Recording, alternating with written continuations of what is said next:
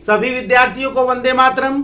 मैं विकास श्रीवास्तव विक्रमादित्य आईएएस गोरखपुर के YouTube channel पर आपका स्वागत करता हूं। प्यारे विद्यार्थियों, आज हम लोग अपने इस लेक्चर के तहत आधुनिक भारत के महत्वपूर्ण प्रश्नों का विश्लेषण करेंगे। जो विद्यार्थी आईएएस की प्रारंभिक परीक्षा में बैठ रहे हैं, जो विद्यार्थी पीसीएस की प्रारंभिक परीक्षा में बैठ रहे हैं या किसी भी प्रतियोगिता परीक्षा में बैठ रहे हैं, स्टेट सिविल सर्विसेज के अन्य परीक्षाओं में, उनके लिए यह लेक्चर वरदान साबित होगा। अपने परीक्षा में जीएस के प्रश्नों को दोहराने के लिए, आधुनिक भारत के प्रश्नों को दोहराने के लिए, उनके बारे में विशेष जानकारी रखने के लिए यह लेक्चर उनके लिए महत्वपूर्ण साबित होगा। इसमें उन प्रश्नों को लिया गया है जो आते हैं, पुराने प्रश्नों को भी लिया गया है और बहुत सारे नए प्रश्नों को लिया गया है। उद्देश्य प्रश्न उत्तर श्रृंखला चलाने का नहीं है, बल्कि उद्देश्य है आपको प्रश्नों के माध्यम से जानकारियों का विस्तार आपके समक्ष रखना है, प्रश्नों का विश्लेषण करना है, प्रश्नों की व्याख्या करना है, प्रश्नों का ट्रेंड समझाना है तथा पुराने प्रश्नों के साथ साथ नए प्रश्नों को भी आपको जानकारी प्रदान करना है। इस लेक्चर का मुख्य उद्देश्य यही है। इस लेक्चर का उद्देश्य जीके क्विज नहीं है। इस लेक्चर का उद्देश्य प्रश्न उत्तर श्रृंखला नहीं है, बल्कि इस लेक्चर का जो मूल उद्देश्य है वह है प्रश्नों का विश्लेषण करना, प्रश्नों की व्याख्या करना तथा प्रश्नों का सही और सटीक उत्तर, सटीक व्याख्या आपके समक्ष प्रस्तुत करना, ताकि पुराने प्रश्न तो तैयार ही हों, प्रश्नों का उत्तर तो आपको मालूम हो, साथ में नए प्रश्न भी आपको समक्ष अगर आवे तो आपके अंदर वो भी क्षमता विकसित हो जाए। इस लेक्चर का यही मात्र मूल उद्देश्य है। केवल पुराने प्रश्नों को हल करा देना बहुत बड़ी बात नहीं है, प्रश्नों को इस प्रकार से हल कराना है ताकि आपके अंदर क्षमता विकसित हो। तो आइए हम लोग एक एक करके प्रश्नों को लेते हैं और प्रश्नों का विश्लेषण करना प्रारंभ करते हैं। आधुनिक भारत का यह पहला लेक्चर है। इसके बाद इसके दो और पार्ट आएंगे, सबको आप देखेंगे। निश्चित ही आधुनिक भारत आपका अच्छी तरीके से तैयार हो जाएगा, क्योंकि प्रश्नों की व्याख्या और विश्लेषण किया गया है, चाहे वो पुराने प्रश्न हो चाहे वो नए प्रश्न हो। तो सबसे पहला प्रश्न लिया जाएगा, वास्को डी गामा जो 1498 में भारत आया था, कालीकट के बंदरगाह पर उतरा था, वह किस गुजराती पथ प्रदर्शक के साथ कालीकट के बंदरगाह पर उतरा था? बहुत इंपॉर्टेंट है। वास्को डी गामा अकेले नहीं आया था, बल्कि एक गुजराती पथ प्रदर्शक के साथ आया था। उसका नाम क्या था? यह बहुत इंपॉर्टेंट प्रश्न है। भले ही यह नया प्रश्न है, लेकिन आगे आने वाले एग्जामिनेशन में, आईएएस की परीक्षा में, चाहे पीसीएस की परीक्षा में निश्चित आएगा। एक कंफ्यूजन अपने मन से आप निकाल दीजिए कि प्रश्न बहुत कठिन आते हैं आईएएस की परीक्षा में, और जैसा मैं बता रहा हूं वैसे प्रश्न नहीं आते। ये बिल्कुल गलत है। क्यों? क्योंकि प्रश्नों का प्रस्तुतिकरण कठिन ढंग से किया जाता है। आईएएस की परीक्षा में कठिन प्रश्न नहीं आते हैं, बल्कि प्रश्नों का प्रस्तुतिकरण कठिन होता है।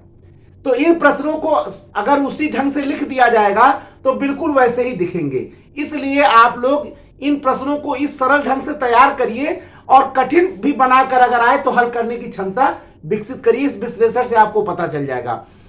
1498 में वास्को डी गामा कालीकट के बंदरगाह पर जिस गुजराती पथ प्रदर्शक के साथ उतरा था, उसका नाम था अब्दुल मजीद। ये वही अब्दुल मजीद है जिसके गाइडेंस में, जिसके पथ प्रदर्शन में वास्को डी गामा यूरोप से भारत तक का समुद्री मार्ग ढूंढ पाया। इस उत्तर को आप अच्छी तरीके से समझ लीजिए। तो गुजराती पथ प्रदर्शक कौन था? अब्दुल मजीद। और इसी अब्दुल मजीद के साथ 1498 में कालीकट के बंदरगाह पर उतरा था, जमोरिन के राज्य में। इसके बाद प्रश्न उठता है कि कौन सी यूरोपीय शक्ति सबसे पहले आई भारत में और सबसे बाद में गई? प्रश्न है, कौन सी यूरोपीय कंपनी या शक्ति सबसे पहले भारत में आई और सबसे अंत तक रही? चाहे वो पुर्तगाली हो, चाहे वो डच हो, चाहे अंग्रेज हो, चाहे स्वीडिश हो, चाहे डेनिश हो, चाहे फ्रेंच हो, इन तमाम कंपनियों में कौन सी कंपनी सबसे पहले आई और सबसे बाद में आई? तो उत्तर होगा पुर्तगाली। पुर्तगाली 1498 में भारत आए और अपना बाद में दुर्ग स्थापित किया, और सबके जाने के बाद 15 अगस्त 1947 को भारत को आजाद हो जाने के बाद भी गोवा पे उनका शासन बना रहा। 1961 तक रहा, जब तक गोवा मुक्ति संग्राम प्रारंभ हुआ। 1961 में सेना के माध्यम से उनको हटाना पड़ा। 1498 में आए और 1961 में गए। ठीक है ना? तो ये उत्तर याद रखिए कि सबसे पहले पुर्तगाली आए और सबसे बाद में पुर्तगाली गए। ये बहुत इंपॉर्टेंट प्रश्न है जो आपको निश्चित ही जानना चाहिए। एक प्रश्न आता है, बहुत इंपॉर्टेंट प्रश्न है, प्रश्नों के माध्यम से आपका अध्ययन भी कराना ही हमारा मूल उद्देश्य है। अगला प्रश्न है कि वास्को डी गामा भारत से जो मसाले ले गया था कितना गुना लाभ कमाया था? बहुत इंपॉर्टेंट प्रश्न है ये, और ये कई बार आ चुका है। ठीक है, तो आपको याद रखना चाहिए इस प्रश्न को कि वास्को डी गामा भारत से जो मसाले ले गया था अपने साथ कितना गुना लाभ कमाया? तो वास्को डी गामा जो मसाले भारत से ले गया था उससे 60 गुना लाभ, 60 टाइम्स। आप अंदाजा लगाइए कि भारत के मसाला व्यापार का, भारत के मसालों का पूरे दुनिया में इतना महत्व था कि वास्को डी गामा अपने साथ जो मसाले ले गया उसको बेचकर यूरोप में उसने 60 गुना लाभ कमाया। यही कारण है कि वास्को डी गामा फिर दोबारा आया, यही कारण है कि वो फिर एक बार और आया। ठीक है ना? तो सबसे पहले ये याद रखिए कि वास्को डी गामा जो मसाले भारत से ले गया था उससे उसने 60 गुना लाभ कमाया। एक प्रश्न और भी आ सकता है, बिल्कुल नया प्रश्न आ सकता है कि वास्को डी गामा भारत में कितनी बार आया? क्योंकि भाई वास्को डी गामा से ही यूरोपियों का आगमन प्रारंभ हुआ, तो यह प्रश्न संभावित भी हो सकता है। ज्यादा लोग जानते हैं कि एक बार आया होगा, बहुत ज्यादा लोग जानते हैं 2 बार आया होगा, बहुत कम लोग इस बात को जानते हैं कि वास्को डी गामा भारत में 3 बार आया था। पहले 1498 में आया, 1502 में दोबारा आया, 1524 में वह तिबारा आया और यहीं मर गया, और यहीं कोचीन में उसकी कब्र भी है। ये बहुत कम लोग जानते हैं। This is the most important question for civil service examination. Civil सेवा प्रारंभिक परीक्षा के लिए बहुत इंपॉर्टेंट प्रश्न है कि वास्को डी गामा भारत में कुल 3 बार आया, यहीं उसकी कोचीन में मृत्यु हुई और यहीं उसका कब्र भी कोचीन में। ठीक है, तो इस प्रश्न को जरूर याद रखिए। मैंने आपको बार बार बताया, क्वेश्चन आंसर क्विज या जीके ये मेरा यहां उद्देश्य नहीं है।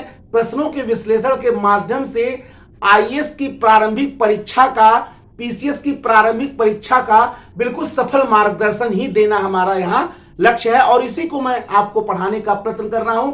कोई जीके का क्विज नहीं खेलना हूं, कोई जीके का प्रश्नोत्तर श्रृंखला नहीं चला रहा हूं। प्रश्नों के माध्यम से प्रश्नों का विश्लेषण कर रहा हूं, प्रश्नों की व्याख्या कर रहा हूं, प्रश्नों का विस्तार कर रहा हूं, प्रश्नों का नया आयाम आपके समक्ष प्रस्तुत करने का प्रयत्न कर रहा हूं, ताकि पुराने प्रश्नों का उत्तर तो आप जान भी पाए, साथ में सैकड़ों नए प्रश्नों का उत्तर भी आप जान पाए। ठीक है, तो ये आपको क्लियर हो गया होगा कि वास्को डी गामा भारत में 3 बार आया था, यहीं मरा, और उसके लालच ने यहीं उसका कब्र भी बनाया, क्योंकि उसको 60 गुना लाभ मसाले से प्राप्त हुआ था। नेक्स्ट प्रश्न है कि भारत में सबसे पहले प्रथम यूरोपीय दुर्ग का निर्माण कहां हुआ? भाई ये सब प्रश्न कोई, क्योंकि आप जानते हैं, मैंने बताया था, बता रहा हूं बार बार कि प्रश्नों को का प्रस्तुतिकरण कठिन होता है। पीसीएस की परीक्षा में प्रश्न कठिन सरल नहीं आते हैं, प्रस्तुतिकरण उतना कठिन नहीं होता है। लेकिन वही प्रश्न जब सिविल सेवा की प्रारंभिक परीक्षा में ला देगा तो प्रस्तुतिकरण इतना कठिन होगा कि आप देख के डर जाते।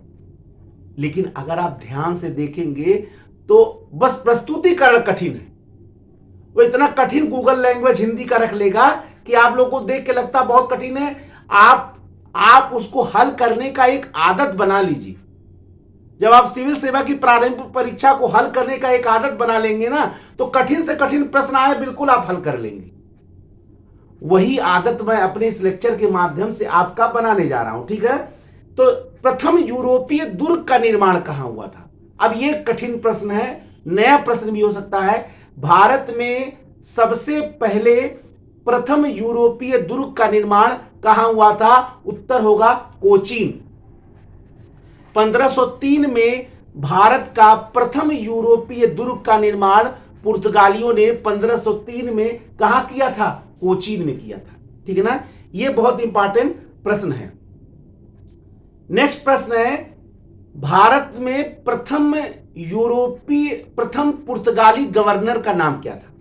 भारत में प्रथम पुर्तगाली गवर्नर का क्या नाम था? डी अल्मीडा प्रथम पुर्तगाली गवर्नर था। नेक्स्ट प्रश्न है, किस पुर्तगाली गवर्नर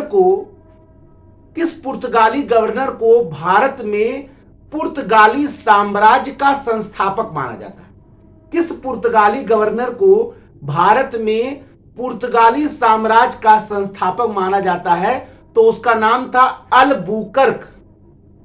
ये वही अल्बुकर्क है जो भारत में दूसरा पुर्तगाली गवर्नर माना जाता है। दूसरा, पहला डी अल्मीडा था और दूसरा कौन था? अल्बुकर्क। अल्बुकर्क यह भी उस अल्बुकर्क को ही पुर्तगाली साम्राज्य का संस्थापक भारत में माना जाता है। ये वही अल्बुकर्क है जिसने पुर्तगालियों को भारतीय महिलाओं से विवाह करने का सलाह दिया ताकि पुर्तगाली जनसंख्या भारत में बढ़ाई जा सके और अपना साम्राज्य स्थापित किया जा सके। तो भारत में पुर्तगाली सत्ता का जो संस्थापक का था, कौन था? अल्बुकर्क था। और अल्बुकर्क ने ये बहुत इंपॉर्टेंट प्रश्न है, पुर्तगालियों को भारतीय महिलाओं से विवाह करने के लिए सलाह दिया था ताकि भारत में पुर्तगाली जनसंख्या बढ़ाकर यहां अपना साम्राज्य स्थापित किया जा सके। ब्लू वाटर पॉलिसी यानी नीले पानी की नीति या शांत जल की नीति, दोनों आप कह सकते हैं। ब्लू वाटर पॉलिसी कौन सी यूरोपीय शक्ति यानी भारत में आने वाली कौन सी यूरोपीय शक्ति ब्लू वाटर पॉलिसी यानी नीले पानी की नीति या शांति जल की नीति से संबंधित थी? तो उत्तर होगा पुर्तगालियों ने ब्लू वाटर पॉलिसी की नीति चलाई। इसका मतलब क्या था? समुद्र पर कब्जा करना, समुद्री व्यापार पर कब्जा करना, यानी हिंद महासागर से होने वाले, भारत का व्यापार हिंद महासागर से होता था और इसी हिंद महासागर पर अपना कब्जा जमाने की जो उनकी रणनीति थी उसी को कहा गया ब्लू वाटर पॉलिसी। और वास्तव में पुर्तगालियों ने यह कर भी लिया था और हिंद महासागर से भारत का होने वाला व्यापार जो है उस पर उन्होंने क्या कर लिया था? अधिकार कर लिया था। यही सब प्रश्न तो आते हैं। अब पीसीएस में मान लीजिए सीधे सीधे दे सकता है या उसको गद्यात्मक दे सकता है, लेकिन आईएएस में इसी प्रश्न को कठिन कर देगा। आईएएस में इसी प्रश्न को कठिन शब्दों में प्रस्तुत कर देगा। आपको लगेगा ये तो हमने कभी पढ़ा ही नहीं। पढ़े सब हैं आपको आईएएस के प्रश्नों से ज्यादा आईएएस के प्रश्नों के प्रस्तुतिकरण से जूझना है।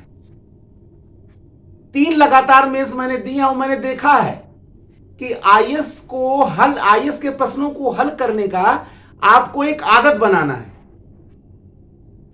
आपको प्रश्नों के से ज्यादा आपको प्रश्नों के प्रस्तुतिकरण से लड़ना है। सिविल सेवा की आईएएस की प्रारंभिक परीक्षा, पीसीएस में तो प्रश्नों का प्रस्तुतिकरण उतना कठिन नहीं होता है। प्रश्न कठिन हो सकते हैं लेकिन प्रश्नों का प्रस्तुतिकरण नहीं कठिन होता है। आईएएस में प्रश्न कठिन हो ना हो, प्रस्तुतिकरण बहुत कठिन होता है और जब आप उसको समझ लेंगे तो वो इजी हो जाएगा। यही समझ जो लेता है जो लड़का, वो बहुत आसानी से सिविल सेवा प्रारंभिक परीक्षा निकाल लेता है। अब वही विधि मैं आपको यहां बता रहा हूं। प्रश्न आपको लगेगा ये कौन सा वन लाइन, ये वन लाइनर प्रश्न नहीं है, ये बहुत, इसके साथ कई प्रश्न हम बना सकते हैं। नहीं हो तो आप लोग देख लीजिएगा, हल्के इसके साथ कई प्रश्न बन सकते हैं, ठीक है ना। प्रश्न बहुत कठिन है, उसका रिप्रेजेंटेशन मैं सरल ढंग से कर रहा हूं आपको, ताकि आपको भाई इस समय आपको समझाना, आपको आपके समक्ष व्याख्या प्रस्तुत करना हमारा उद्देश्य है।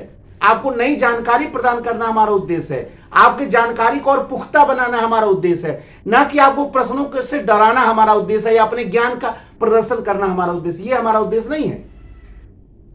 आपके मार्ग को सरल बनाना हमारा उद्देश्य है, आपके ज्ञान में विस्तार लाना हमारा उद्देश्य है, आपके ज्ञान के क्षेत्र के आयाम को और विस्तृत करना हमारा उद्देश्य है, और वही हम कर रहे हैं। भारत में सर्वप्रथम प्रिंटिंग प्रेस की स्थापना किस यूरोपीय शक्ति ने की थी? भारत में सबसे पहले प्रिंटिंग प्रेस की स्थापना किस यूरोपीय शक्ति ने की थी? उत्तर होगा पुर्तगाली। किस सन में किए थे? 1556 में। 1556 में गोवा में। अब सोचिए इसके साथ क्या प्रश्न है? 1556 है, पुर्तगाली है, गोवा, 3-4 प्रश्न इसी में जुड़ गए। अब इसी को घुमा के हम चाहे दे सकते हैं और आपको लगेगा ये तो बहुत कठिन प्रश्न हो गया, ठीक है। और मैं ये दिखा दूंगा कि इससे आपको बहुत प्रश्न आईएएस में भी दिख जाएंगे। हालांकि मैं गैस या उसका इनकार करता हूं, मैं विश्लेषण के प्रश्नों आपको यहां बताने का मूल उद्देश्य बस यही है कि ताकि आपके ज्ञान में विस्तार किया जा सके, प्रश्न की कठिनाई से आपका परिचय हो और उसको सरल करना, उसको हल करना कितना सरल है ये भी मैं आपको दिखाना, ठीक है। तो गोवा में सबसे पहले प्रिंटिंग प्रेस की स्थापना 1556 में पुर्तगालियों ने किया था। ये बहुत इंपॉर्टेंट प्रश्न है। भारत में सर्वप्रथम तंबाकू की खेती किसने प्रारंभ किया था? किस यूरोपीय शक्ति ने भारत में सर्वप्रथम तंबाकू की खेती प्रारंभ किया था? तो उत्तर होगा पुर्तगाली। यानी भारत को नशेड़ी और गजेड़ी बनाने का जो प्रमुख दायित्व गया है वो पुर्तगालियों के पास गया है, तंबाकू की खेती। इससे आप अंदाजा यह भी लगा सकते हैं कि इससे पहले भारत में तंबाकू लोग नहीं खाते थे। यानी भारत को नशेड़ी और गजेड़ी बनाने का बहुत बड़ा जो जिम्मेदारी जाता है वो पुर्तगालियों को जाता है। 1605 में पुर्तगालियों ने भारत में तंबाकू की खेती प्रारंभ किया। अब 1605 किसका सन था?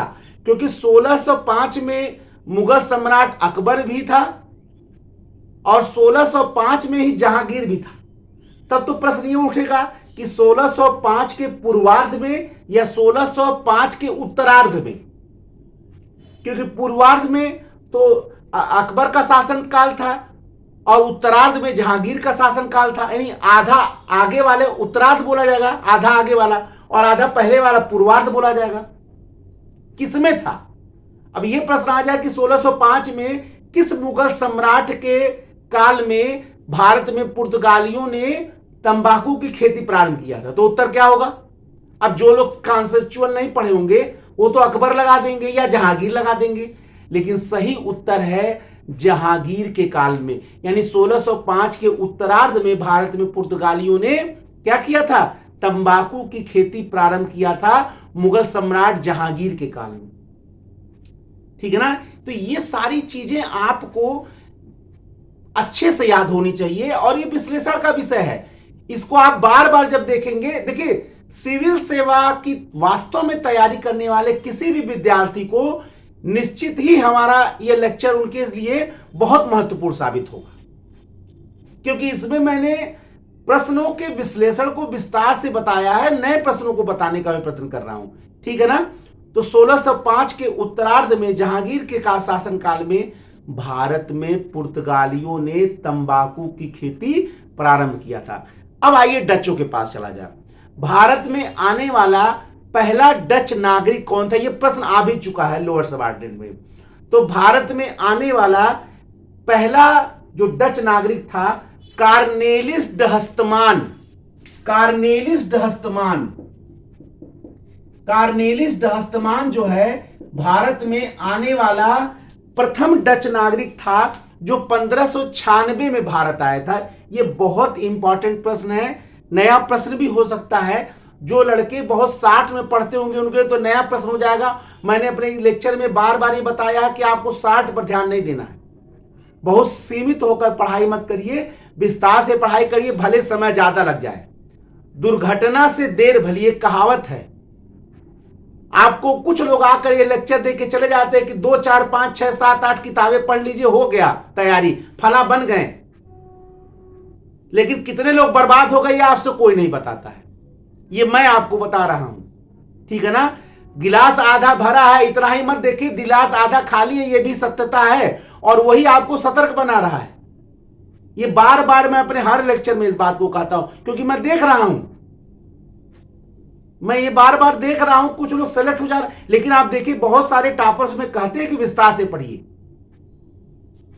आप कुछ परसेंट लोगों का लेक्चर सुन के आप लोग, बहुत सारे लेक्चर मौजूद हैं जिसमें कहा जाता है बस इतने किताब पढ़ लो टॉप कर जाओगे, और नहीं हो पाया तो क्या होगा, फिर आगे आप किसी लायक रह जाएंगे।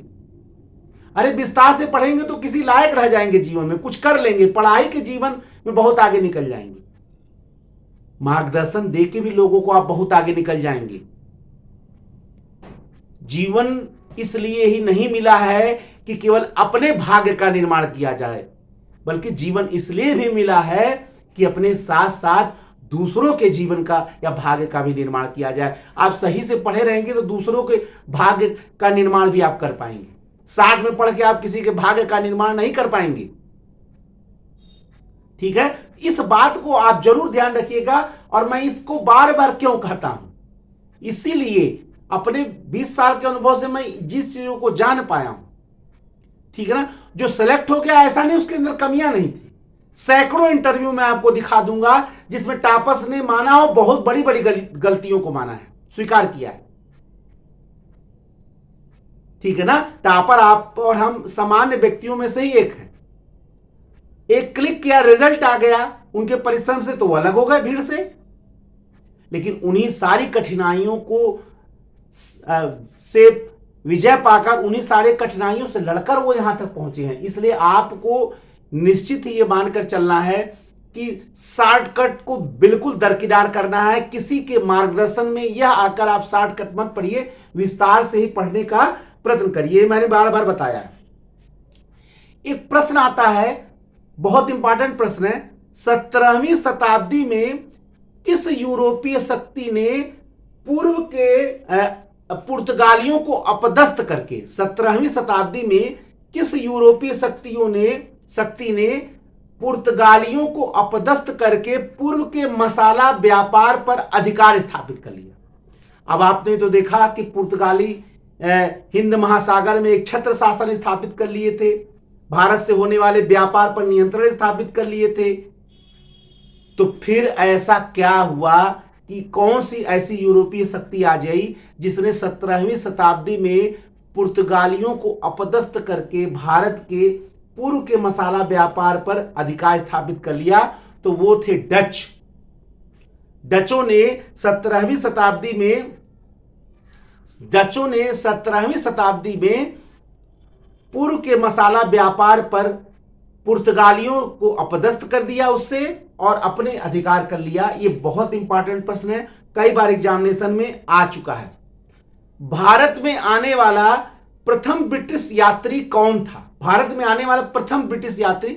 अब नए प्रश्न भी बनेंगे एग्जामिनेशन में, केवल लकीर के फकीर न बनिए कि जो आ चुका है, या कुछ किताबें नाम यहां नहीं लूंगा मैं, साल पेपर में दिया है वो उसको पढ़ लिए काम खत्म। वो आपकी जिम्मेदारी। साल पेपर, हाँ आपको पेपर हल करना चाहिए, पुराने बहुत जरूरी है।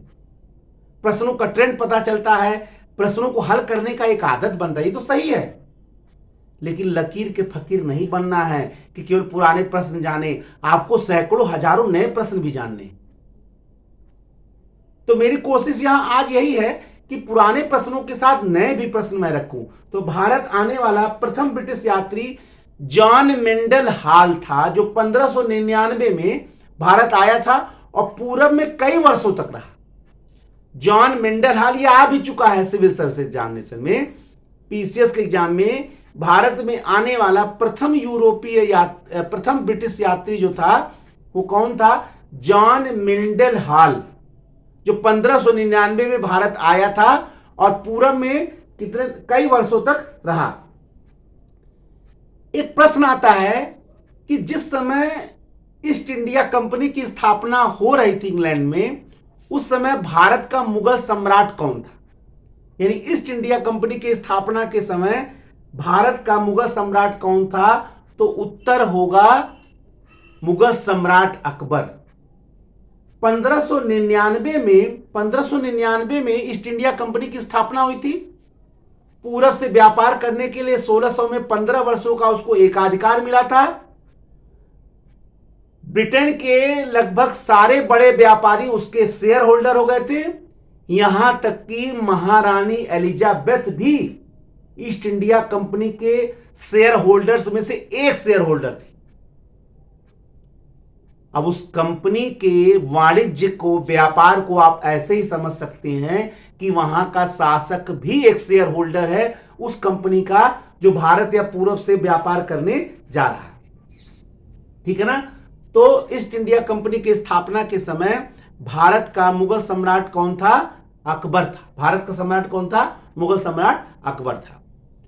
वह कौन सी यूरोपीय कंपनी या शक्ति थी जिसका पहला नारा था भूभाग नहीं केवल व्यापार? अब आप तो ये भी देख रहे होंगे कि भारत में जितनी यूरोपीय कंपनियां आई, निश्चित ही कहीं न कहीं वो भारत के भूभाग पर आई तो व्यापारी बनकर, मित्र बनकर। बाद में यहाँ के भूभाग को उन्होंने अंडरटेक कर अपने ले लिया, अधिकार कर लिया, बल्कि राज्य स्थापित कर लिया। तो कौन सी यूरोपीय कंपनी थी जिसका नारा था, प्रसिद्ध नारा था, भूभाग नहीं केवल व्यापार?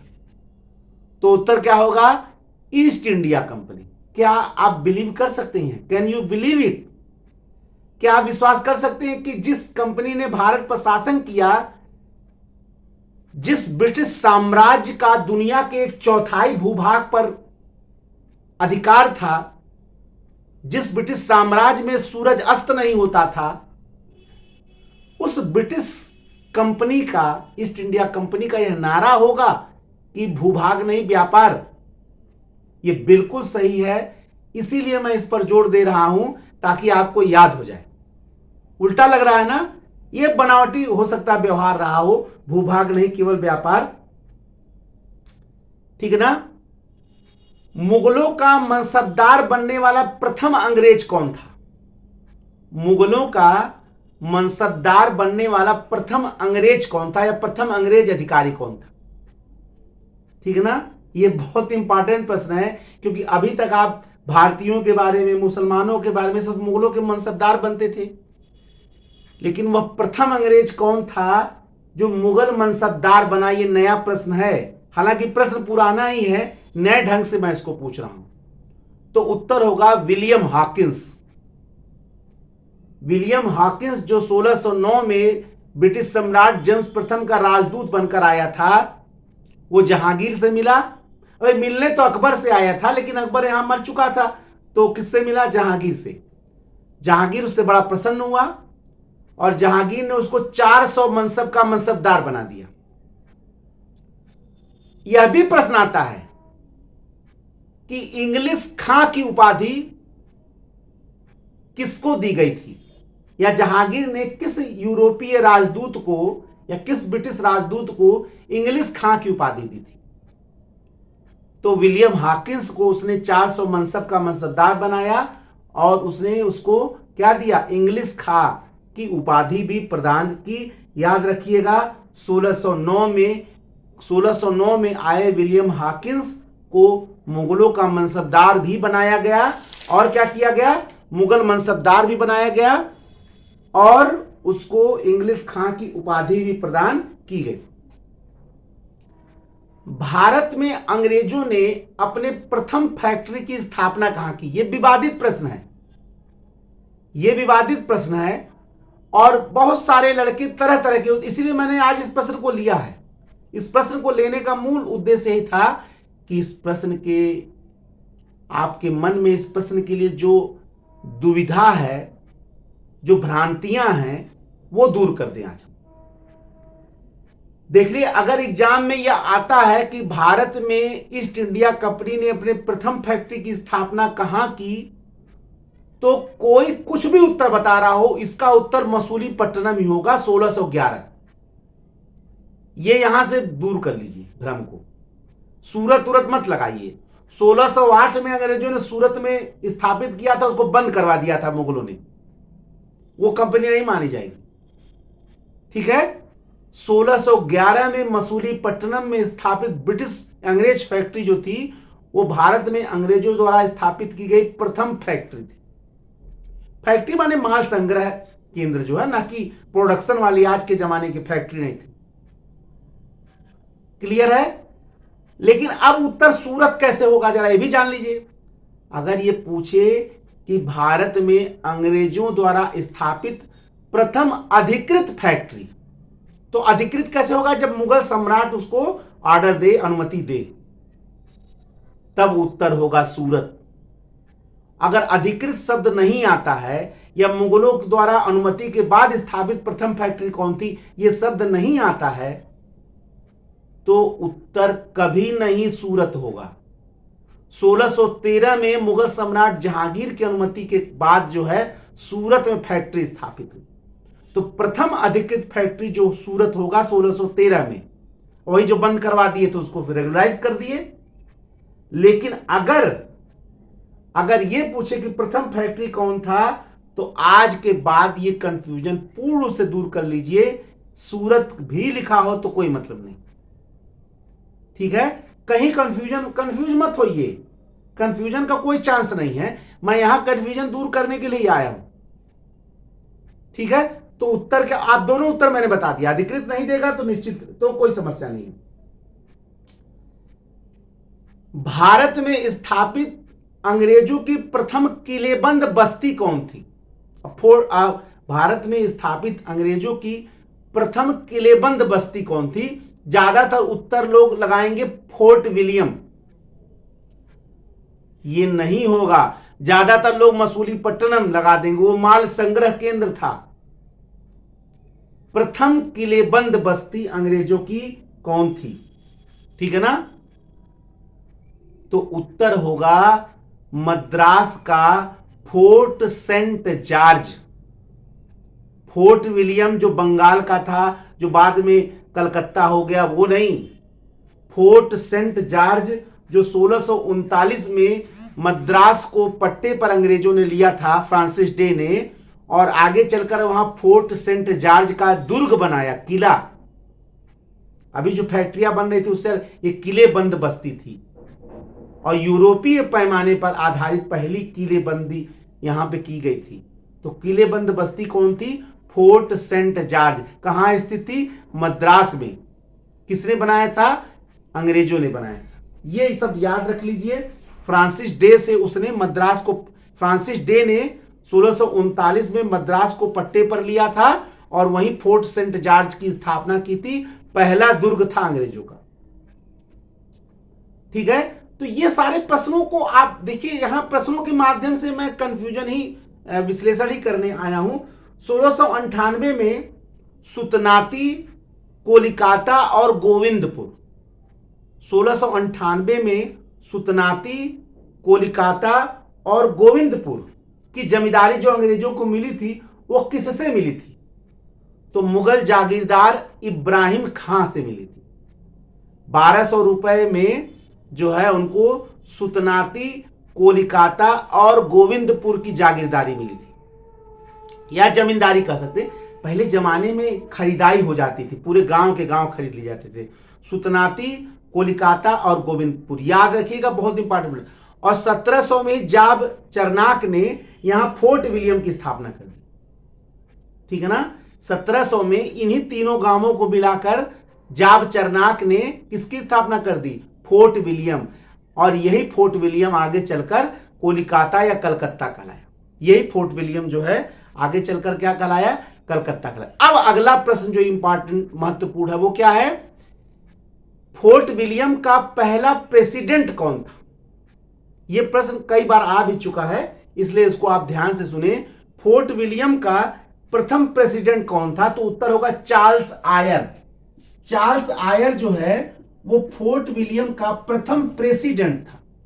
यह आपका इंपॉर्टेंट प्रश्न है, आप इसको जान लीजिए। चार्ल्स आयर फोर्ट विलियम का प्रथम प्रेसिडेंट था। अंग्रेजों को प्राप्त कौन सा फरमान ब्रिटिश साम्राज्य का मैग्ना कार्टा या ईस्ट इंडिया कंपनी के लिए मैग्ना कार्टा कहलाता, महाअधिकार पत्र, ठीक है ना? तो 1717 का जो फरमान था अंग्रेजों को, वो कंपनी का मैग्ना कार्टा कहलाता, ईस्ट इंडिया कंपनी का मैग्ना कार्टा यानी महाअधिकार पत्र कहलाता। तो प्रश्न ये उठता है कि 1717 का फरमान किसने जारी किया था? 1717 का जो फरमान था वो किसने जारी किया था? तो उत्तर होगा उत्तरकालीन मुगल सम्राट, उत्तरकालीन मुगल सम्राट फर्रुख सियर ने 1717 का फरमान जारी किया था, जो भारत में अंग्रेजों को मिला पहला बड़ा अधिकार था। 3000 रुपए वार्षिक पर पूरे बंगाल में वो व्यापार फ्रीली कर सकते थे, 3000 रुपए वार्षिक पर। और यही नहीं, बंबई में जो अपने सिक्के वो ढालते थे उसको पूरे मुगल साम्राज्य में चला सकते, बहुत बड़ी बात थी।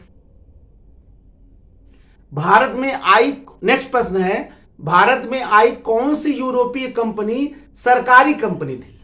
भाई अभी तक जो आ रहे लगभग वो निजी हित को लेकर आ रहे थे, भले वहां के सरकारों का कंट्रोल था, लेकिन कौन सी कंपनी, कौन सी यूरोपीय कंपनी जो है वो पूर्णतः एक सरकारी कंपनी थी? तो जो फ्रांसीसी कंपनी थी जिसको 1664 में स्थापित किया गया था, फ्रांसीसी ईस्ट इंडिया कंपनी 1664 में स्थापित फ्रांसीसी कंपनी, जो लुई 14वें, जो फ्रांस का सम्राट था लुई 14वें के वित्त मंत्री कोलबर्ट ने फ्रांसीसी कंपनी की स्थापना की थी, जिसको भारत से व्यापार करना था।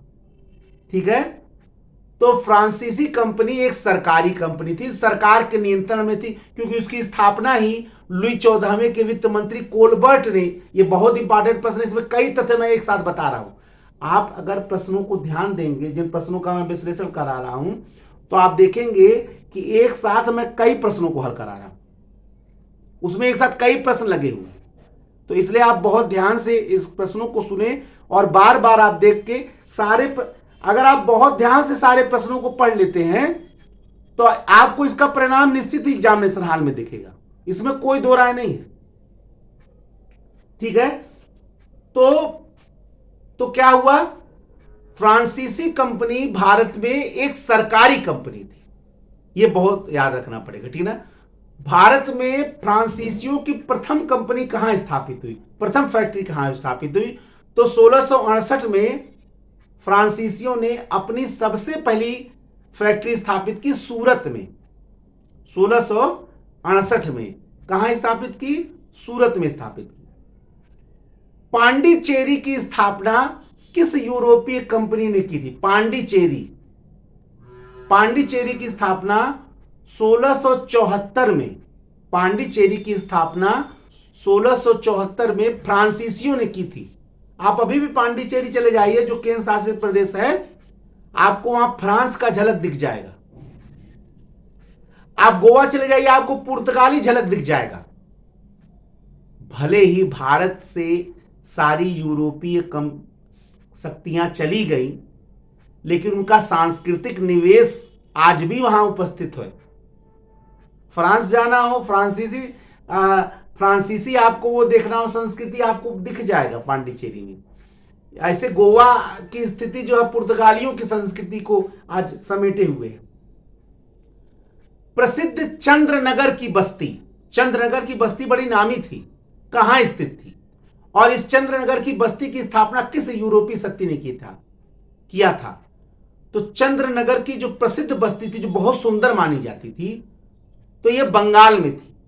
चंद्रनगर की जो बस्ती थी यह बंगाल में थी, और इसकी स्थापना किसने की थी? फ्रांसीसियों ने की थी 1690-92 में। याद रखिए, बहुत इंपॉर्टेंट प्रश्न है। भारत में चंद्रनगर की जो बस्ती थी, बड़ी सुंदर मानी जाती थी, उसकी स्थापना किसने की थी? किया था फ्रांसीसियों ने किया था, जो बंगाल में स्थित था।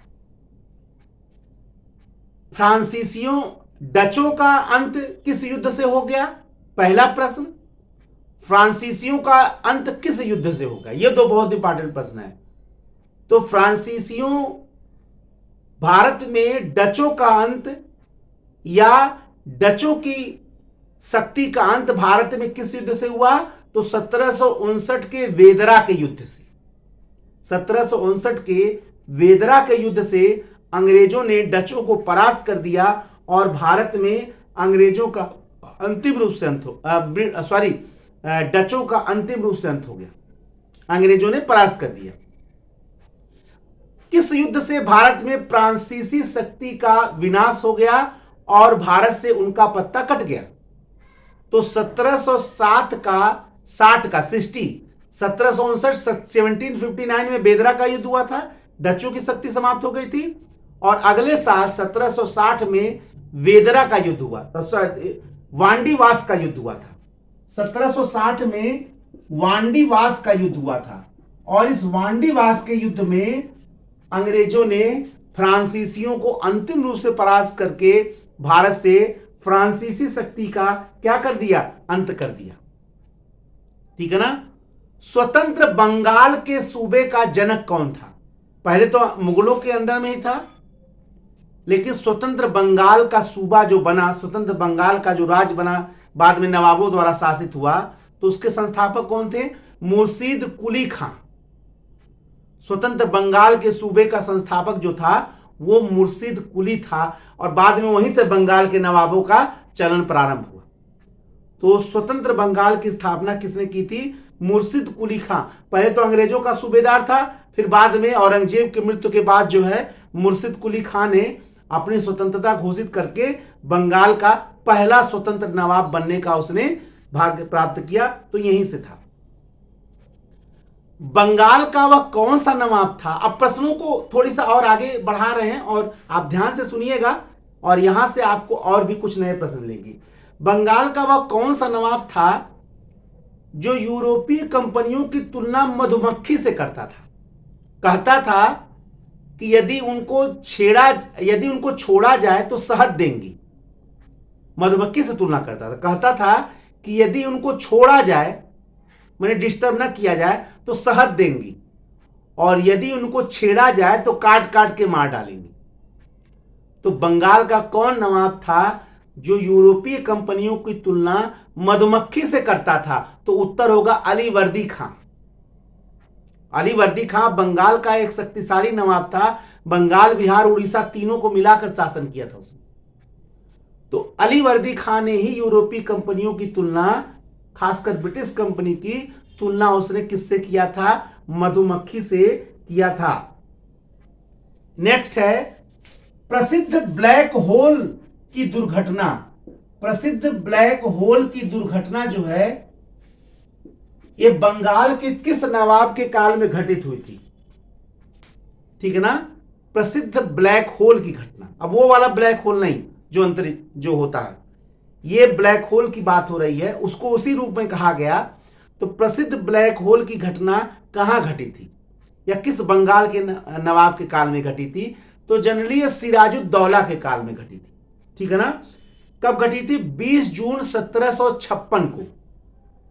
जब 1756 में फोर्ट विलियम पर कब्जा कर लिया था सिराजुद्दौला ने, तो सिराजुद्दौला ने बहुत सारे अंग्रेजों को एक छोटे से कमरे में बंद कर दिया और जब सुबह कमरा खुला तो ज्यादातर अंग्रेज उसमें से दम घुटने के कारण मर गए थे। तो यही घटना जो है ब्लैक होल की घटना कराती है, जो 20 जून 1756 को घटा। और इसका वर्णन किया है हालवेल ने, जो बाद में गवर्नर भी बना। तो हालवेल ने, जो उसमें बंद भी था उस कमरे में, बाद में जीवित मिला था, कुछ लोगों में जीवित में हालवेल भी था। तो हालवेल ने इस घटना का वर्णन किया है और सिराजुद्दौला जो बंगाल का नवाब था, और यही बड़ा कारण बना सिराजुद्दौला और अंग्रेजों में युद्ध का।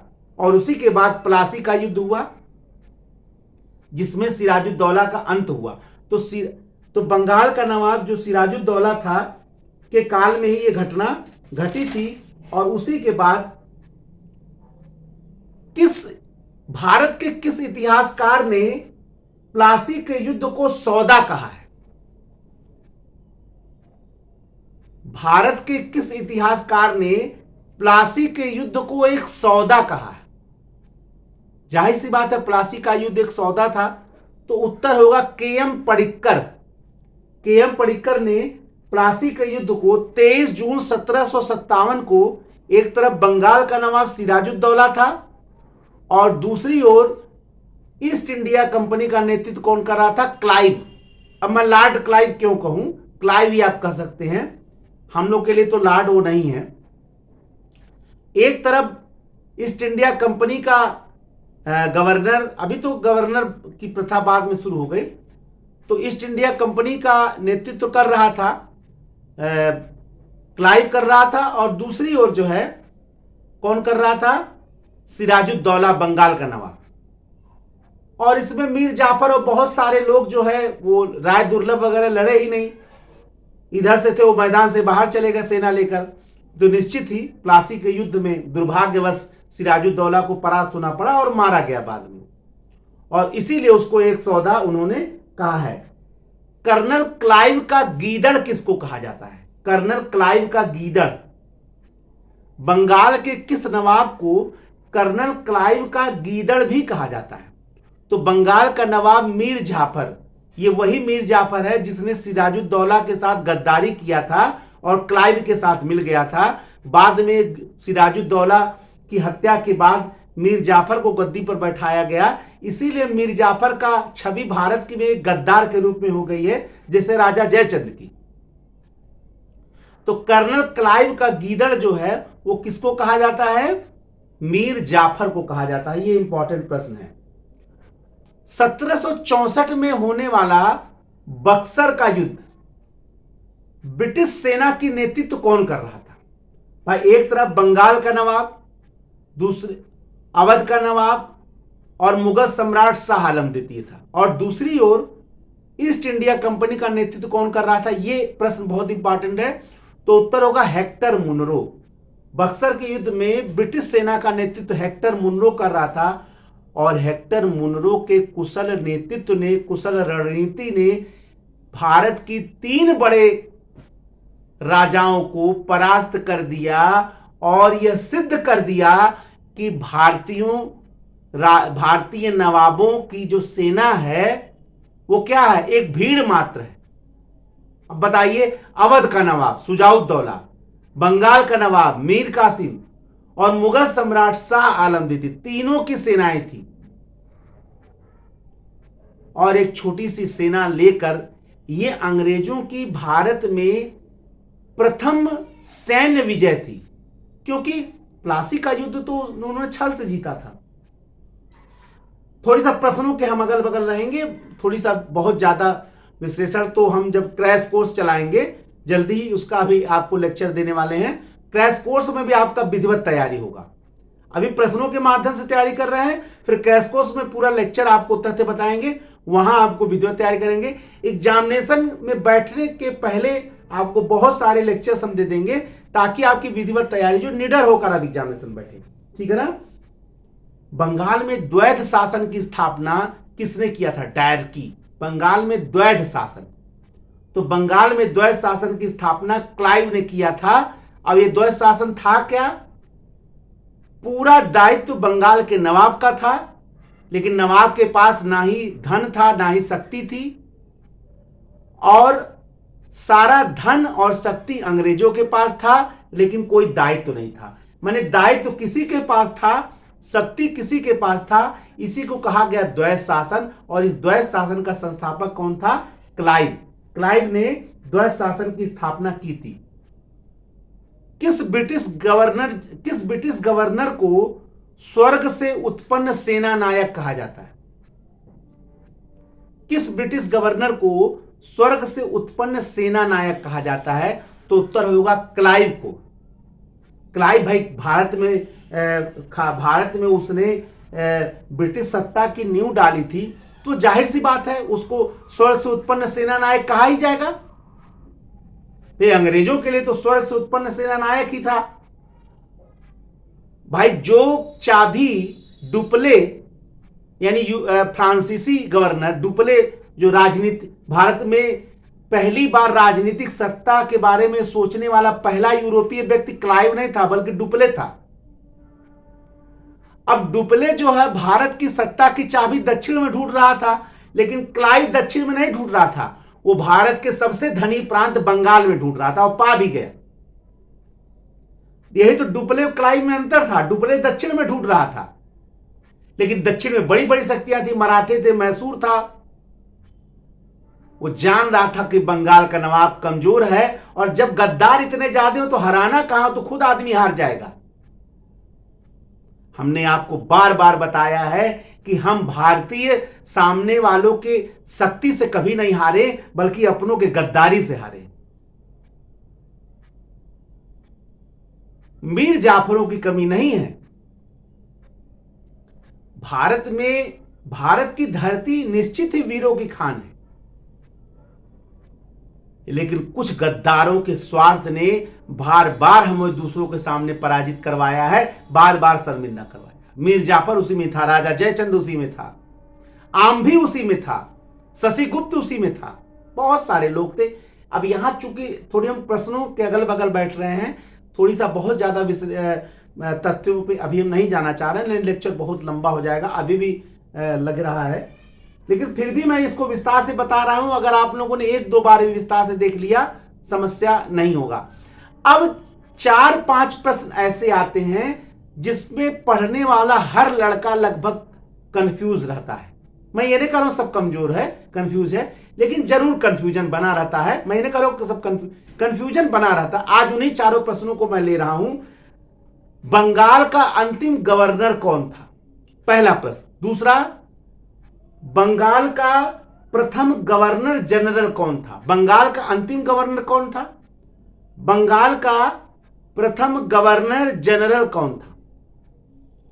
भारत का प्रथम गवर्नर जनरल कौन था, भारत का अंतिम गवर्नर जनरल कौन था, भारत का प्रथम वायसराय कौन था, आजादी के बाद भारत का प्रथम गवर्नर जनरल कौन था, आजादी के बाद भारत का प्रथम भारतीय गवर्नर जनरल कौन था। ये लगभग 6-7 प्रश्न हैं, और ये 6-7 प्रश्न जो है वो बच्चों को हमेशा कंफ्यूज किए रहते हैं। आज इसको यहां से नोट कर लीजिए आप, आज के बाद आपको कभी कंफ्यूजन नहीं होगा, इसीलिए मैं इसको लाया हूं। मैंने कहा ना, मेरा यहां उद्देश्य क्या है, कुछ खेलना उद्देश्य नहीं है, आपके मार्ग में जो बाधा है उसको बस दूर करना, वही मैं यहां करना हूं।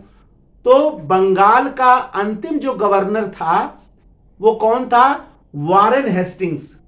अब आप पूछेंगे सर वो अंतिम गवर्नर क्यों था, क्योंकि 1773 में रेगुलेटिंग एक्ट पारित हुआ और बंगाल का गवर्नर जनरल बंगाल का गवर्नर जनरल कहना लेना।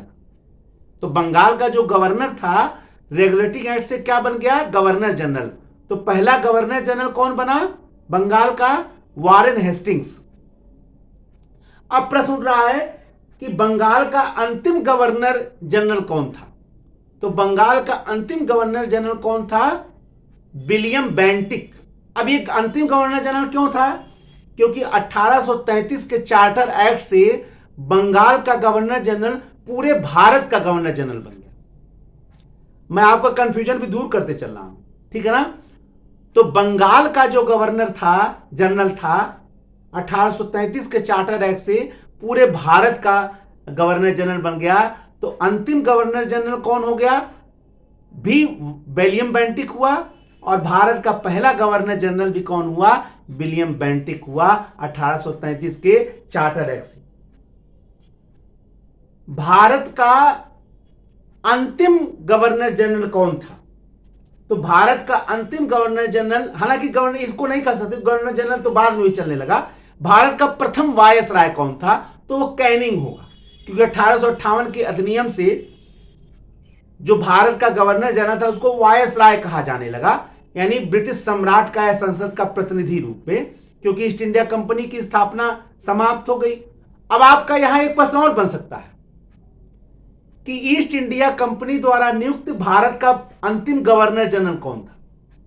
यह बहुत इंपॉर्टेंट प्रश्न है।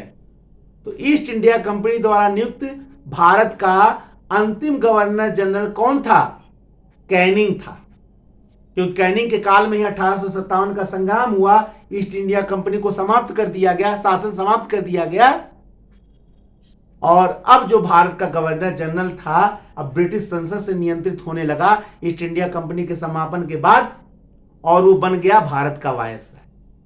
तो कैनिंग अंतिम governor general east India company द्वारा नियुक्त था और वही भारत का प्रथम वायसराय भी बना। तो कैनिंग भारत का प्रथम वायसराय। आजादी के बाद भारत का प्रथम गवर्नर कौन था? माउंटबेटन, क्योंकि माउंटबेटन के जब गवर्नर जनरल था तभी भारत आजाद हुआ। तो प्रथम भी आप कह सकते हैं आजादी के बाद। तो वहां आप राजगोपालाचारी मत लगाइएगा, जब कहे प्रथम भारतीय गवर्नर जनरल कौन तब राजगोपालाचारी लगेगा। तो आजादी के बाद भारत का प्रथम भारतीय गवर्नर जनरल कौन थे? तो वो थे चक्रवर्ती राजगोपालाचारी। क्लियर है? इन सारे 7 प्रश्नों को मैंने बता दिया, 6-7 प्रश्न जितने, इन प्रश्नों में कंफ्यूजन बना रहता है। तो आज मैंने इसको जानबूझ के इसीलिए लिया है ताकि आपका कंफ्यूजन, मैंने बोला ना कंफ्यूजन ही दूर करना, आपके बाधाओं को दूर करना ही। The Asiatic society of Bengal की स्थापना कब हुई थी और किसने किया था? तो एशियाटिक सोसाइटी ऑफ बंगाल भारतीय संस्कृति को दुनिया के समक्ष लाने के लिए, प्रस्तुतिकरण के लिए 1784 में विलियम जोन्स ने इसकी स्थापना की थी, the Asiatic society of Bengal. Bharat में सिविल सेवा का जनक किसको कहा जाता है? भारत में सिविल सेवा का जनक जो है वो कार्नवालिस को कहा जाता है। कार्नवालिस को, लॉर्ड कार्नवालिस, लोग लॉर्ड कहते हैं, मैं लॉर्ड नहीं कहता हूं। लॉर्ड क्यों कहा जाए? हम लोग उसको सीधे गवर्नर जनरल नाम से हैं। कार्नवालिस को भारत में सिविल सेवा का जनक, जिस सिविल सेवा को आप देने जा रहे हैं एग्जाम, क्योंकि कार्नवालिस ने उनके न्याय को छोड़कर न्यायाधीशों को उसने न्यायिक सेवा दे दिया। पहले न्याय का काम और वो दोनों कलेक्टर करते थे, चाहे न्याय हो चाहे राजस्व का काम। न्याय का काम खत्म करके कार्नवालिस ने केवल राजस्व और प्रशासन का कार्य जो है वो दे दिया। इसीलिए सिविल सेवा का जनक किसको कहा जाता है? कार्नवालिस को कहा जाता है। भारत में इस्तमरारी बंदोबस्त, एक नया शब्द आपके लिए मैं ला रहा हूं, बहुत लोग जानते भी होंगे। इस्तमरारी बंदोबस्त, भारत में इस्तमरारी बंदोबस्त का जनक कौन था? इस्तमरारी बंदोबस्त क्या था? तो भारत में इस्तमरारी बंदोबस्त का जनक कौन था? वो था कार्नवालिस। अब आप कहेंगे इस्तमरारी बंदोबस्त कौन था? अरे आप स्थायी बंदोबस्त तो जान ही रहे 1793 में। तो 1793 का जो स्थायी बंदोबस्त है, जिसकी स्थापना किसने की थी? कार्नवालिस ने की थी। उसी स्थायी बंदोबस्त को इस्तमरारी बंदोबस्त भी कहा जाता है। ठीक है ना? इसी को जमींदारी प्रथा भी कहा जाता है, इसी को बिस्वेदारी भी कहा जाता है, जागीरदारी प्रथा भी कहा जाता है। कई नाम हैं। इस्तमरारी बंदोबस्त इसका एक बढ़िया नाम था, उसको मैंने ले लिया। 1793 में कार्नवालिस ने स्थायी बंदोबस्त या इस्तमरारी बंदोबस्त की स्थापना की थी। भारत में वह कौन सा ब्रिटिश गवर्नर जनरल था जिसका कब्र गाजीपुर में है? बहुत इंपॉर्टेंट प्रश्न है। तो वो कार्नवालिस ही था। कार्नवालिस की मृत्यु यहीं हुई 1805 में, और कार्नवालिस की गाजीपुर में ही, उत्तर प्रदेश के गाजीपुर में ही कब्र है। याद रखिए, बहुत इंपॉर्टेंट है। जैसे वास्को डिगामा का कोचीन में कब्र है, वैसे कार्नवालिस का कब्र गाजीपुर में है। ठीक है, याद रखिएगा। जब दोबारा आया था तब की बात है, 2 बार आया था कार्नवालिस, दोबारा जब आया था तब उसकी मृत्यु हुई। सहायक संधि को स्वीकार करने वाला पहला भारतीय राज्य कौन था? अब आपको यह भी समझ होगा, सहायक संधि तो जाहिर सी बात है वेलेजली की सहायक संधि। आपको जान के आश्चर्य होगा, भारत में सहायक संधि का जनक वेलेजली नहीं था। भारत में सबसे पहले सहायक संधि को प्रारंभ किया था फ्रेंच गवर्नर डुपले ने, और उसी ने सबसे पहले भारतीय राज्यों को किराए पर सेना देने का कार्य शुरू किया था। इसके बाद 1765 में अंग्रेजों ने अवध के नवाब के साथ सहायक संधि किया था। तो अगर आपको वेलेजली की सहायक संधि पूछना है, तब वेलेजली की सहायक संधि बोलिए। तो भारत में वेलेजली की सहायक संधि को स्वीकार करने वाला पहला भारतीय रियासत कौन था? हैदराबाद 1798। यह प्रश्न पूरा होगा। मैंने कहा ना, बहुत नए तथ्य बहुत हैं। डोमिनेट करने का आपको मेरा उद्देश्य नहीं है, आपके बाधाओं को दूर करना हमारा उद्देश्य, वही मैं कर रहा हूं, ठीक है ना। तो वेलेजली की सहायक संधि को स्वीकार किया था 1798 में हैदराबाद के निजाम ने, सबसे पहले हैदराबाद ने शुरू किया। पिंडारियों का दमन, पिंडारियों के दमन के लिए भारत में कौन सा गवर्नर जनरल जानता है? तो पिंडारियों के दमन को 1824 में किया था लॉर्ड हेस्टिंग्स ने, वारेन हेस्टिंग्स नहीं, लॉर्ड हेस्टिंग्स ने किया था। 1824 में लॉर्ड हेस्टिंग्स ने पिंडारियों, लुटेरा थे पिंडारी, पिंडारियों का दमन किया था, ठीक है ना। चीतू, वासिल मोहम्मद और एक और थे, ठीक है ना। तो 3 लोग जो हैं नेता थे मुख्य रूप से। तो पिंडारियों का दमन लॉर्ड हेस्टिंग्स माना जाता है, ठीक है। 1824 में उसने टॉमस हिस्लोप नामक अधिकारी को इसकी जिम्मेदारी दी थी। तो अगर मान लीजिए लॉर्ड हेस्टिंग्स ना पूछे तो टॉमस हिस्लोप के बारे में पूछ सकता है। दोनों नाम याद रखिएगा। जिस सैन्य अधिकारी ने उसका अंत किया वो तो टॉमस हिस्लोप था, लेकिन गवर्नर जनरल ही मुखिया मेन होता है तो लॉर्ड हेस्टिंग्स था। दोनों याद रखिएगा। और सन था 1824। पिंडारी माने लुटेरा। सती प्रथा का अंत से भारत का कौन सा गवर्नर जनरल जानता है? तो जनरली सभी लोग ये जानते हैं, लॉर्ड विलियम बेंटिक। लेकिन किस अधिनियम से यह समाप्त हुआ था? सती प्रथा का अंत जो भारत में हुआ था वो किस अधिनियम से हुआ था? तो 1829 के एक्ट के नियम 17 से, याद रखिए इसको बढ़िया से आप नोट कर लीजिए। 1829 के नियम 17 से भारत में सती प्रथा का अंत किया गया था, सती प्रथा का निषेध किया गया था। और किसके काल में किया गया था? लॉर्ड विलियम बेंटिक के। इसीलिए भारत में सती प्रथा के अंत से कौन सा गवर्नर जनरल संबंधित है? Lord William Bentinck. ठगी प्रथा का अंत किसने किया था? सती प्रथा का अंत हो चाहे ठगी प्रथा का अंत हो, दोनों किसने किया था? लॉर्ड विलियम बेंटिक ने किया था। अब ये ठग कौन थे? ठग नहीं थे, असल में ये लुटेरे थे और बहुत भयानक लुटेरे थे।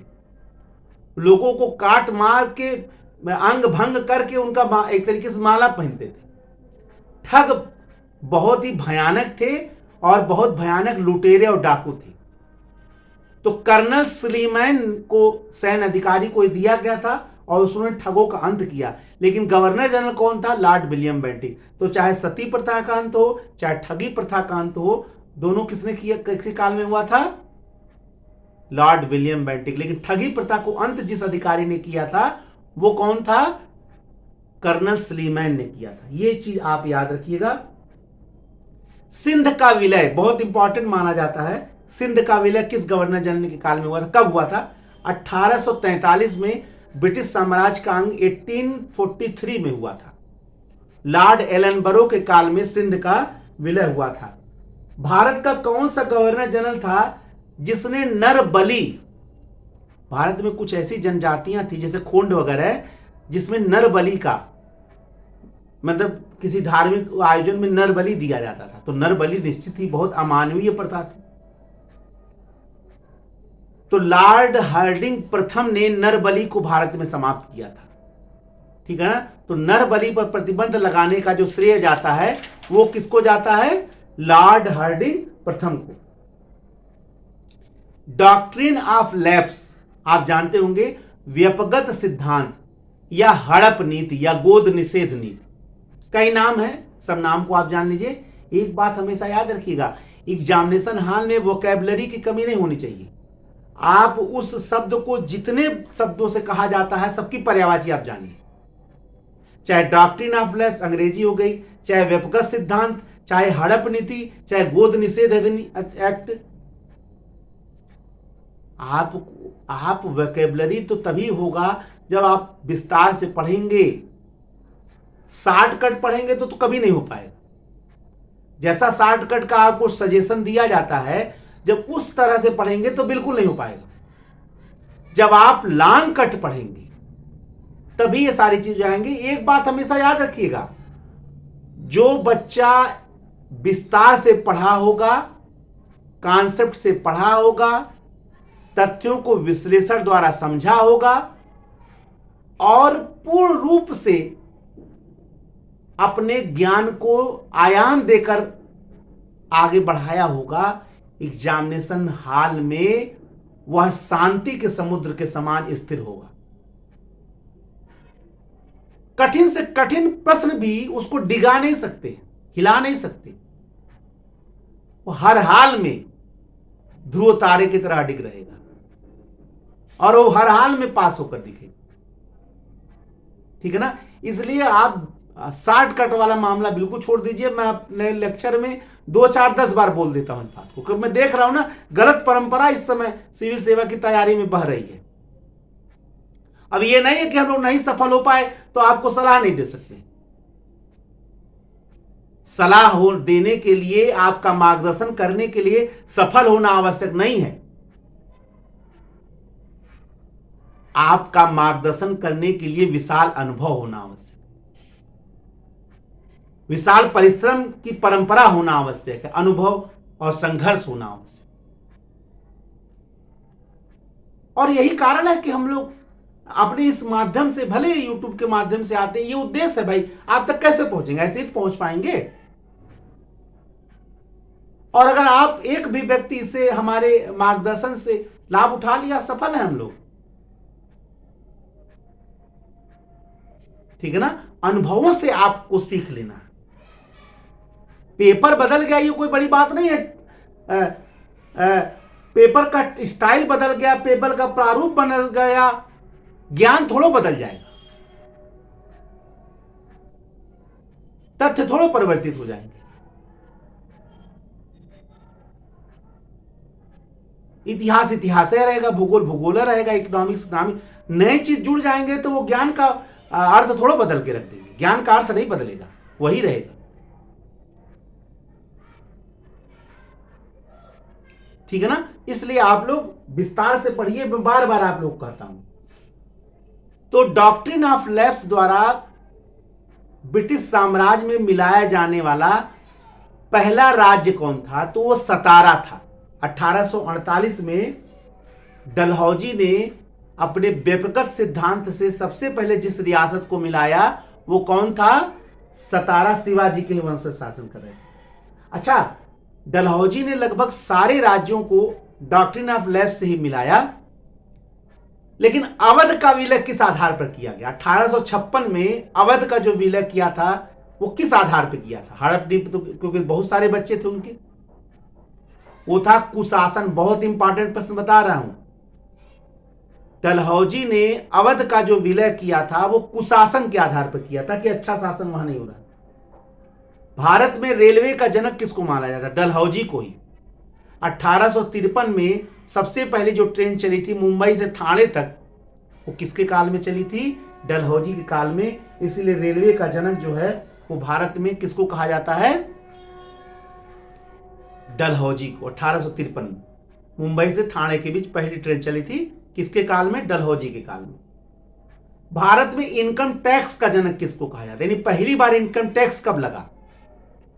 तो भारत में सबसे पहला जो इनकम टैक्स लगा लॉर्ड कैनिंग के काल में। कैनिंग जब भारत का वायसराय था उसके काल में लगा, जब था। और लगाने वाला कौन था? विल्सन। तो भारत में इनकम टैक्स का जनक जो है, बजट पेश करने का जो श्रेय जाता है वो विल्सन को ही जाता है। तो भारत में इनकम टैक्स का जनक जो है वो विल्सन को माना जाता है। ब्रिटेन से बुलाया गया था। ठीक है ना? नेक्स्ट प्रश्न है, भारत में प्रथम जनगणना किसके काल में हुआ था? तो भारत में प्रथम जनगणना मेयो के काल में हुआ था, 1872 में। लेकिन यही प्रश्न आ जाए कि भारत में प्रथम नियमित जनगणना किसके काल में शुरू हुआ था? 1872 में जो जनगणना वो नियमित नहीं था, हो गया था, किया गया था उसको 1872 में। लेकिन पहली बार जो नियमित जनगणना प्रारंभ हुआ था, जो आज तक होता है, वो 1881 से हुआ। और किसका काल था? 1881 में रिपन के काल से, लॉर्ड रिपन के काल से नियमित जनगणना प्रारंभ हुई थी। तो भारत का प्रथम जनगणना 1872 मेयो के काल में, भारत में प्रथम नियमित जनगणना 1881 लॉर्ड रिपन के काल में। याद रखिए, बहुत ये कंफ्यूज करते थे प्रश्न। कोई सामान्य प्रश्न आपके समझ प्रस्तुत नहीं कर रहा हूं, ये बच्चों को बहुत डिस्टर्ब करते हैं और मैं इसीलिए इसको विस्तार से आपको बता रहा हूं। देसी समाचार पत्र अधिनियम यानी वर्नाक्यूलर प्रेस एक्ट। तो वर्नाक्यूलर प्रेस एक्ट जो 1878 में लाकर भारत के देसी भाषा समाचार पत्रों पर जो बैन लगा दिया गया था, वो किसके काल में पारित हुआ था? लीटन के काल में, लॉर्ड लीटन के काल में 1878 में। ठीक है ना।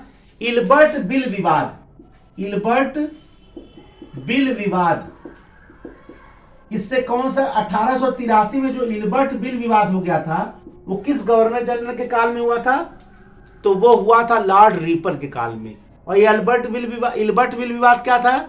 इसके तहत यह कानून बना दिया गया था कि अब कोई भारतीय यूरोपीय अपराधियों का भी सुनवाई कर सकता है। अब अंग्रेजों को ये बुरा लग रहा था कि हम जिन भारतीयों को गुलाम बनाए हैं वो हमारे अपराध का सुनवाई करेंगे, तो इल्बर्ट बिल में यह ला दिया गया था कि कोई भारतीय न्यायाधीश जो है यूरोपीय या अंग्रेज अपराधी की सुनवाई कर सकता है। बड़ी बात थी भाई, ये एक गुलाम जिसको मान रहे वो कैसे सुनवाई करेगा? तो इल्बर्ट विवाद हो गया। बाद में इसको सुधार भी करना पड़ा। किसका काल था? Lord Ripon. ठीक है ना। आपको जान के आश्चर्य होगा, भारत में रिपन को भारत का उद्धारक भी कहा जाता है, क्योंकि भारत के बारे में सही से सोचने वाला अगर एकमात्र कोई वायसराय या गवर्नर जनरल था तो लॉर्ड रिपन था। इसीलिए उसके जमाने में आया था। वह कौन सा गवर्नर जनरल था जिसने प्रसिद्ध स्टेटमेंट दिया था कि भारत को तलवार के बल पर जीता गया है और तलवार के बल पर ही इसकी रक्षा की जाएगी? बहुत इंपॉर्टेंट स्टेटमेंट है कि भारत को तलवार के बल पर जीता गया है और तलवार के द्वारा ही इसकी रक्षा की जाएगी। एलिगन द्वितीय, लॉर्ड एलिगन द्वितीय जो है उसका ये प्रसिद्ध स्टेटमेंट है। ठीक है ना, याद रखिए, बहुत इंपॉर्टेंट प्रश्न है। भारतीय विश्वविद्यालय अधिनियम जो 1904 में आया था वो किसके काल में आया था? वो कर्जन के काल में आया था। विश्वविद्यालय जो है दुनिया के, भारत के विश्वविद्यालय दुनिया के सबसे सरकारी और नियंत्रित विश्वविद्यालय बन गए। ठीक है ना। जलियांवाला बाग हत्याकांड और असहयोग आंदोलन, ये दोनों किसके काल में शुरू हुआ था? चेम्सफोर्ड के काल में। जो भारत का गवर्नर वायसराय गवर्नर जनरल कौन था? चेम्सफोर्ड। तो चेम्सफोर्ड के काल में चाहे वो जलियांवाला बाग हत्याकांड हो, चाहे रॉलेट एक्ट हो और चाहे असहयोग आंदोलन, याद रखिए, बहुत इंपॉर्टेंट है। वह कौन से भारतीय गवर्नर थे जिन्होंने वायसराय की कार्यकारिणी से जलियांवाला बाग हत्याकांड के, जिन्होंने वायसराय की वह कौन से भारतीय थे जिनको पहली बार वायसराय की कार्यकारिणी का सदस्य बनाया गया और प्रथम भारतीय गवर्नर भी थे वो? यानी जिन भारतीयों को अंग्रेज अपने बगल में बैठने नहीं दे रहे थे, उनमें पहले भारतीय कौन थे जिनको अंग्रेजों ने गवर्नर का पद दिया और बिहार का गवर्नर बनाया? यानी कि वायसराय की कार्यकारिणी में नियुक्त होने वाले प्रथम भारतीय तथा भारत के किसी प्रांत के होने वाले प्रथम गवर्नर कौन थे? तो एसपी सिन्हा, सत्येंद्र प्रसन्न सिन्हा। एसपी सिन्हा को 1909 में लॉर्ड मिंटो ने अपने कार्यकारिणी का सदस्य बनाया, जो उस समय बहुत बड़ी बात थी, और बिहार का गवर्नर भी बनाया। आप ये कह सकते हैं कि भारत के किसी प्रांत का बनने वाले प्रथम भारतीय गवर्नर एसपी सिन्हा थे, वायसराय की कार्यकारिणी के सदस्य भी थे।